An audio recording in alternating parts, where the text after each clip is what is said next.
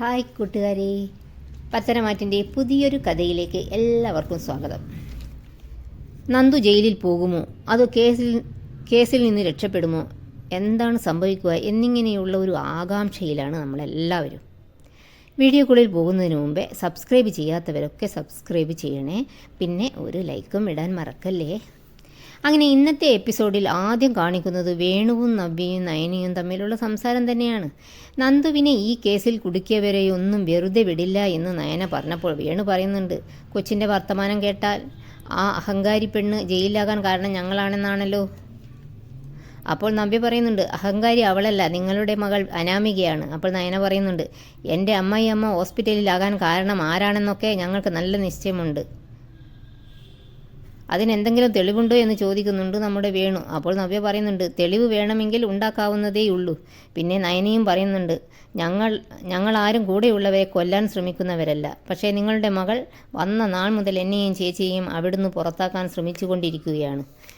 അവളെ സഹായിക്കാൻ നിങ്ങൾക്കിപ്പോൾ അവിടെയും കുറച്ച് പേരുണ്ടെന്നും ഞങ്ങൾക്കറിയാം. അപ്പോൾ വേണു പറയുകയാണ്, നിൻ്റെയൊക്കെ കയ്യിലിരിപ്പ് കൊണ്ട് ഓരോന്ന് സംഭവിക്കുമ്പോൾ അത് മറ്റുള്ളവരുടെ നേരെ കെട്ടിവെക്കുകയാണോ എന്ന് ചോദിക്കുന്നുണ്ട്.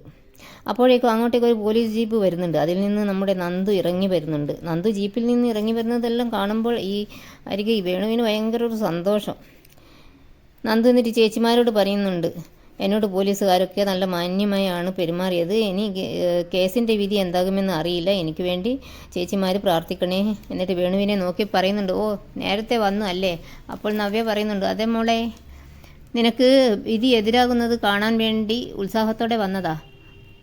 അപ്പോൾ നന്ദു പറയുന്നുണ്ട്, ഇതിൻ്റെ പിന്നിൽ കളിച്ചവരൊക്കെ എനിക്ക് നന്നായിട്ട് അറിയാം എന്ന് വേണുവിനെ നോക്കി പറയുന്നുണ്ട്. എൻ്റെ ചേച്ചിമാരോട് പറയുന്നുണ്ട്, ഞാൻ എസ് ആവുന്നത് ചിലർക്കൊക്കെ പേടിയാണ്, അത് തടയാൻ വേണ്ടിയാണ് ഇങ്ങനെയൊക്കെ ചെയ്യുന്നത്. ഏതായാലും ചേച്ചിമാർ പേടിക്കുകയൊന്നും വേണ്ട, വിധി എന്തായാലും അത് താങ്ങാനുള്ള കരുത്തൊക്കെ എനിക്കുണ്ട്. ചേച്ചിമാർ അച്ഛനെയും അമ്മയെയും ആശ്വസിപ്പിച്ചാൽ മാത്രം മതി. എന്നിട്ട് കോടതിക്കുള്ളിലേക്ക് പോവുകയാണ്. അപ്പോൾ വേണു മനസ്സിലിങ്ങനെ പറയുന്നുണ്ട്, ഇന്ന് ഈ കോടതി മുറ്റത്ത് വെച്ച് തന്നെ ഞാൻ കാണും അവളെ കോടതിയിലേക്ക് കൊണ്ടുപോകുന്ന കാഴ്ച എന്നിങ്ങനെ മനക്കോട്ട കെട്ടുന്നുണ്ട് വേണു. അങ്ങനെ കേസ് ആരംഭിക്കാൻ തുടങ്ങി. ആദ്യം കേസ് വാദിക്കുന്നത് പബ്ലിക് പ്രോസിക്യൂട്ടറാണ്. നന്ദു കൂട്ടിൽ കയറി നിന്നിട്ടുണ്ട്. എന്നിട്ട് പബ്ലിക് പ്രോസിക്യൂട്ടർ നന്ദുവിനോട് ചോദിക്കുന്നുണ്ട്, മുടി എന്താ ഇങ്ങനെ, ഇത് മുറിച്ചതാണോ? അപ്പോൾ നന്ദു പറയുന്നുണ്ട്, അതെ, എൻ്റെ കുഞ്ഞിനാളിലെ ഞാൻ ഇങ്ങനെയാണ്, എനിക്ക് മുടി വളർത്തുന്നത് ഇഷ്ടമല്ല എന്ന്. അപ്പോൾ വക്കീൽ ചോദിക്കുന്നുണ്ട്, ഓഹോ, അപ്പോൾ എല്ലാവരിൽ നിന്നും വ്യത്യസ്തമായി നിൽക്കാനുള്ള ആഗ്രഹമാണ് അല്ലേ?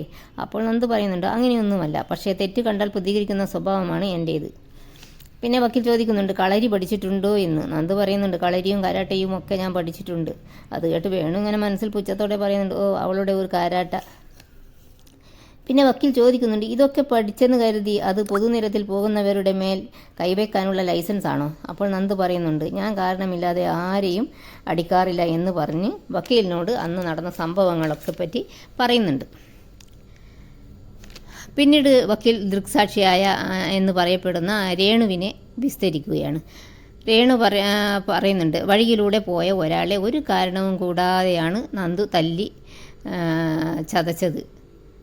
ഞാൻ അവളെയും അവനെയും ആദ്യമായിട്ടാണ് കാണുന്നത്. ഒരു കാരണവും കൂടാതെ അതിക്രൂരമായി നന്ദു അയാളെ തല്ലുന്നത് കണ്ടപ്പോൾ ഞാൻ അടുത്തേക്ക് ചെന്നതാണ്.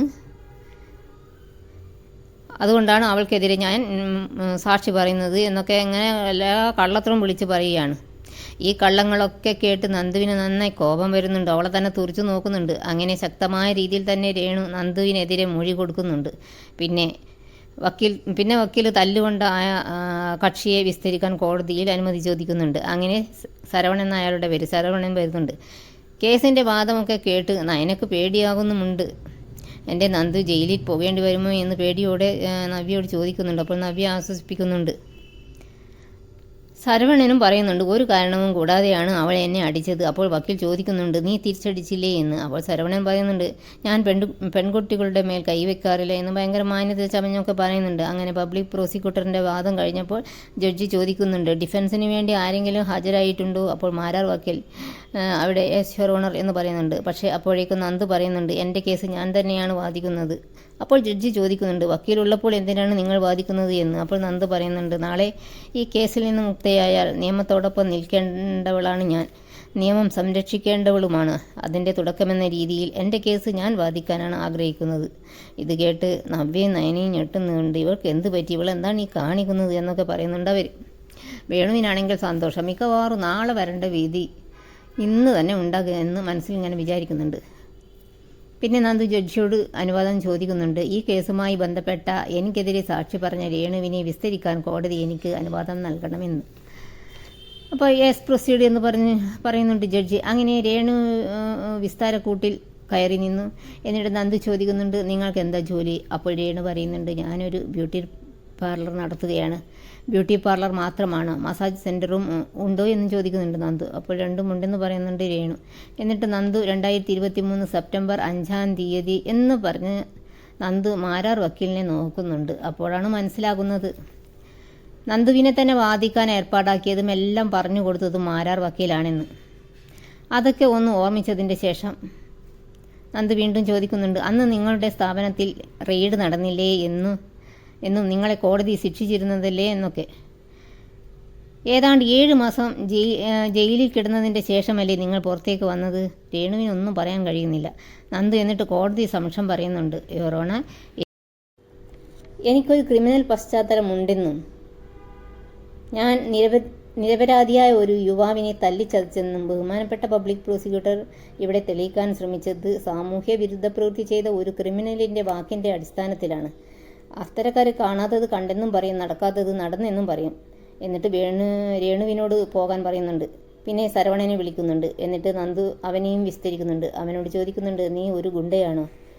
നിരപരാധിയായ ഒരാളുടെ മേലും നീ കൈവച്ചിട്ടില്ലേ? അപ്പോൾ ശരവണൻ പറയുന്നുണ്ട്, കാരണമില്ലാതെ ഞാൻ ആരുടെ മേലും കൈവയ്ക്കാറില്ല. അപ്പോൾ നന്ദു ചോദിക്കുന്നുണ്ട്, കാരണമുണ്ടെങ്കിൽ നീ കൈവയ്ക്കും അല്ലേ? അപ്പോൾ ശരവണൻ പറയുന്നുണ്ട്, ചില സാഹചര്യങ്ങളിൽ അങ്ങനെ സംഭവിച്ചിട്ടുണ്ട്. അപ്പോൾ നന്ദു ചോദിക്കുന്നുണ്ട്, നീ രേണുവിൻ്റെ മസാജ് സെൻറ്ററിൽ പതിവായി പോകുന്നവനല്ലേ? ഗുണ്ടാ ആക്ട് പ്രകാരം ജയിൽ ശിക്ഷ അനുഭവിച്ചവനല്ലേ നീ എന്ന്. ഏതായാലും നന്ദു ഇങ്ങനെ വാദിക്കുന്നത് കേട്ട് നയനക്കും നവ്യക്കും ഭയങ്കര സന്തോഷമാകുന്നുണ്ട്. നയന പറയുന്നുണ്ട്, സൂപ്പർ, ഇവൾ കലക്കുകയാണല്ലോ. എന്നാൽ വേണുവിൻ്റെ മുഖമൊക്കെ ആകെ വിളറി വെളുത്തിട്ടുമുണ്ട്. ഇതോടെ ഇന്നത്തെ എപ്പിസോഡ് ഇവിടെ അവസാനിക്കുകയാണ്. നിങ്ങൾക്ക് എല്ലാവർക്കും ഈ വീഡിയോ ഇഷ്ടപ്പെടുമെന്ന് വിശ്വസിക്കുന്നു. Thanks for watching.